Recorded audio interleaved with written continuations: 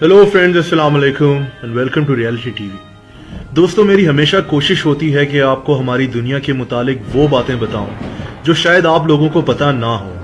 इस वीडियो में मैं आपको दुनिया के मशहूर तरीन शहरों में से एक पेरिस की तरफ ले जाऊंगा। मुझे उम्मीद है कि आपको ये वीडियो पसंद आएगी। दोस्तों, पेरिस फ्रांस का कैपिटल है। पेरिस को दुनिया का फैशन कैपिटल भी कहा जाता है।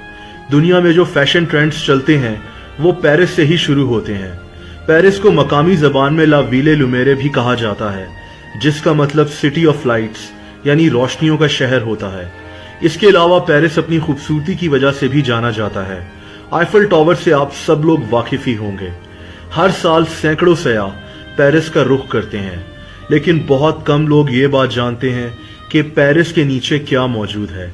दोस्तों, पेरिस के नीचे एक पूरा कब्रिस्तान आबाद है।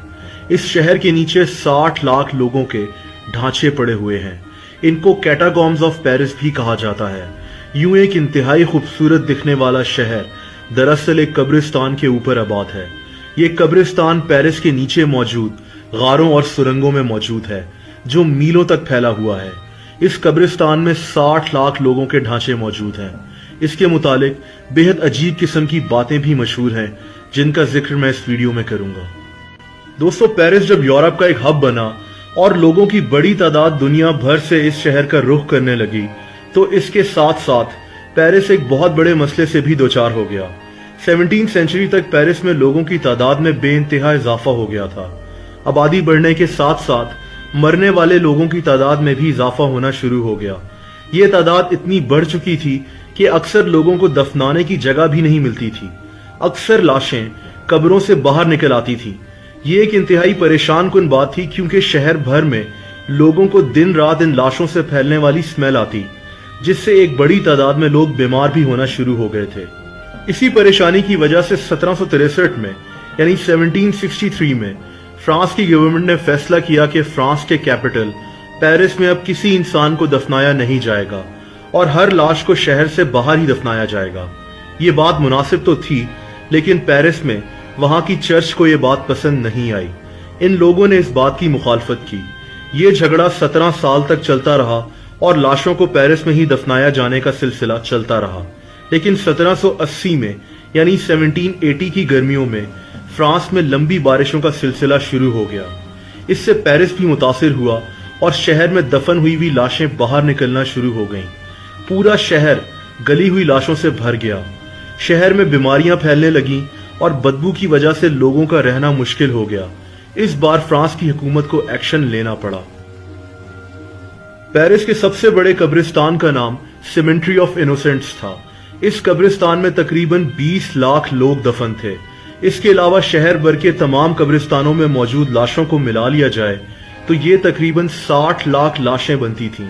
जैसा मैंने आपको बताया कि उन दिनों फ्रांस में शदीद बारिश हो रही थी और इस बारिश में ये काम आसान नहीं था, लेकिन फ्रांस की हुकूमत ने फैसला किया कि इन तमाम लाशों को जल्द अज जल्द कहीं और मुंतकिल किया जाएगा। ये दुनिया की तारीख की सबसे बड़ी लाशों की तादाद थी जिनको मुंतकिल किया जाना था। इन लोगों की खुशकिस्मती थी कि इन लोगों को इन लाशों को स्टोर करने के लिए एक आइडियल जगह मिल गई। इस जगह को लाइमस्टोन टनल्स कहा जाता है। ये सुरंगें या टनल्स पेरिस के नीचे मौजूद हैं। दोस्तों, जब पेरिस को तामीर किया जा रहा था तो इसके नीचे ये 200 मील लंबी सुरंगों का जाल बिछाया गया ताकि यहां से भारी पत्थर ले जाकर इस शहर की तामीर के लिए इस्तेमाल किए जा सकें।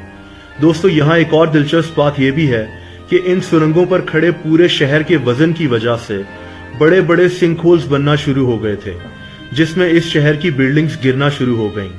इस तरह पूरे शहर के गिरने का खतरा मौजूद था। लेकिन 1777 में पेरिस को फिर से स्टेबलाइज किया गया।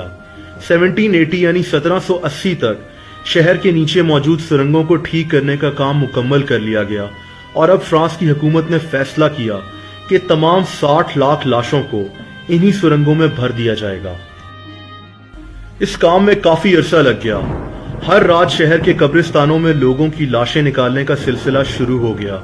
इस खुदाई के दौरान एक प्रीस्ट भी मौजूद होता जो इस बात का ख्याल रखता कि लाशों की बेहुरमती ना हो। ये प्रीस्ट लाशों को निकाले जाने के वक्त अपनी कोई दुआ भी पढ़ता था। दोस्तों, 2 साल के मुसलसल काम के बाद पेरिस को 60 लाख लाशों से खाली कर लिया गया और इन तमाम लाशों को शहर के नीचे मौजूद लाइमस्टोन टनल्स में भर दिया गया। अब पेरिस में रहने वाले लोग दरअसल एक कब्रिस्तान के ऊपर रह रहे थे। ये भी कहा जाता है कि लाशों को मुंतकिल करने का काम अगले 100 सालों तक चलता रहा था। इसके अलावा जब फ्रेंच रेवोल्यूशन आई तो उसमें लोगों का बेइंतहा कत्ल हुआ। इन तमाम लोगों की लाशें भी इन्हीं सुरंगों में रखी गईं। इन सुरंगों में हड्डियों और खोपड़ियों को ऐसे ही नहीं फेंक दिया जाता था, बल्कि एक शेप बनाकर रखा जाता था। ये सुरंगें इतनी लंबी हैं कि यहाँ जाने वाले लोग रास्ता ही भूल जाया करते हैं। तभी इन सुरंगों में बाहर निकलने के साइंस बनाए गए हैं ताकि लोग भटक ना जाएं। लेकिन इन निशानात के होने के बावजूद कई लोगों की हैरत अंगेज कहानियां मौजूद हैं जो कई कई दिनों तक इन पुरस्कार और खौफनाक सुरंगों में फंसे रहे। जैसा कि पिछले साल 2 टीनेजर्स जिनकी उम्र 16 और 17 साल थी इन सुरंगों में 3 दिन तक फंसे रहे। ये लड़के रास्ता भूल गए थे। शदीद खौफ और भूख प्यास की वजह से ये मरने के करीब थे, लेकिन इनको सही मौके पर रेस्क्यूअर कुत्तों ने बचा लिया और इनको हिफाजत से निकाल लिया गया। दोस्तों 60 लाख से भी ज्यादा इंसानी ढांचों से भरी हुई ये पुरस्कार सुरंगें जो कि 300 किलोमीटर तक फैली हुई हैं, लोगों में शदीद खौफ की अलामत है। इन सुरंगों में तरह तरह के वाकयात भी रिपोर्ट होते हैं। इन वाकयात में कितनी सच्चाई है ये मैं नहीं जानता। इन कैटाकॉम्स की तरफ जाने वाले दरवाजे का नाम बैरियर डी एनफर है।